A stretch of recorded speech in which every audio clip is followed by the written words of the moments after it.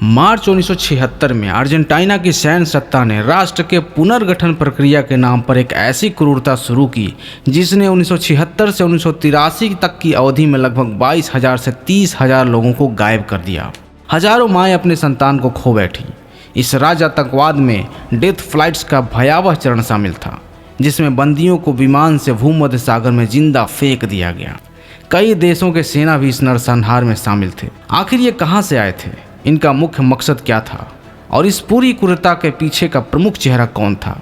चलिए इसके बारे में डिटेल्स में जानते हैं।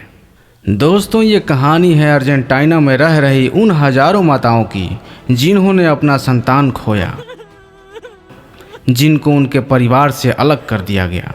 ये कहानी है पेरुनवाद और प्रतिवाद के बीच के टकराव की। ये कहानी है अर्जेंटीना की सेना के लेफ्टिनेंट जनरल जॉर्ज राफेल विडेला की, जिसने 22,000 से 30,000 लोगों को लापता करवा दिया। साल 1955 से ही पेरुनवाद और प्रतिवाद के बीच टकराव का माहौल बना हुआ था।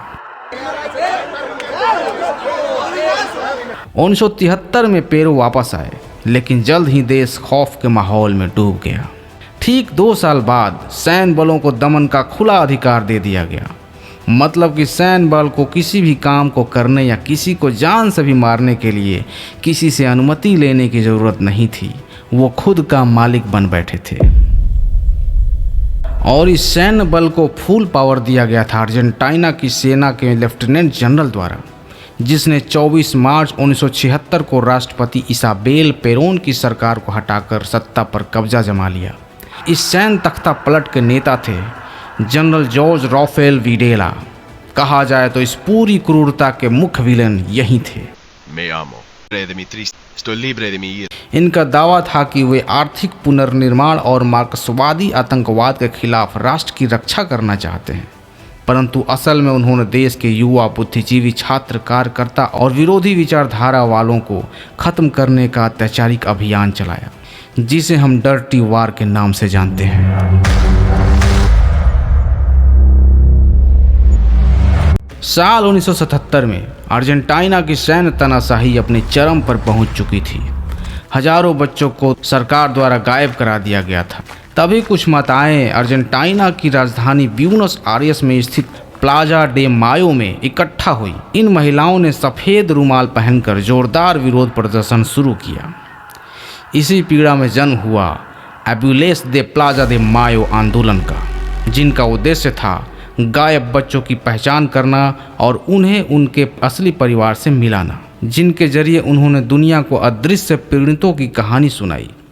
इसी दौरान विरोध करने वाले लोगों की गिरफ्तारी शुरू होने लगी, जिसके बाद इस राज्य आतंकवाद में डेथ फ्लाइट्स का भयावह मंजर सामने आया।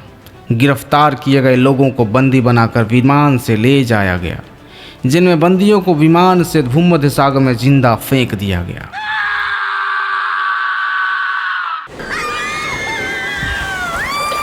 यहाँ तक कि कई देशों के सैन्य गुप्तचर भी इस नरसंहार में शामिल थे। साल 1983 में नागरिक सरकार ने इस घटना से संबंधित रिपोर्ट किया और न्यूका मास ने अत्याचार के दस्तावेज प्रकाशित किए। गवाहियों के आधार पर हजारों नाम दर्ज किए गए। 1985 में ट्रायल ऑफ द जुंटास ने इस घिनौने अपराध में शामिल हुए कुछ शीर्ष अधिकारियों को सजाएं दी, पर ले डे पुंटो ने दर्शाया कि न्याय अभी अधूरा है। फिर से 2003 से 2005 में इन मुकदमों को पुनर्सक्रिय कर मानवाधिकारों की लड़ाई लड़ी गई। गायब की गई पीढ़ी ने न केवल क्रूरता को उजागर किया, बल्कि लोकतंत्र के अवसान से बचने की सीख भी दी। उनकी याद में आज भी प्लाजा डे मायो में सफ़ेद रुमाल लहराते हैं, जो कि गायब किए गए लोगों की अनुपस्थिति पर मौजूदगी का प्रतीक माना जाता है। दोस्तों, अगर आपको ये डॉक्यूमेंट्री अच्छी लगी तो लाइक एंड सब्सक्राइब ज़रूर करें, ताकि हमें मोटिवेशन मिले। और आगे आपको कौन से टॉपिक या कौन सी डॉक्यूमेंट्री पे वीडियो चाहिए, प्लीज़ कमेंट बॉक्स में ज़रूर लिखें। धन्यवाद।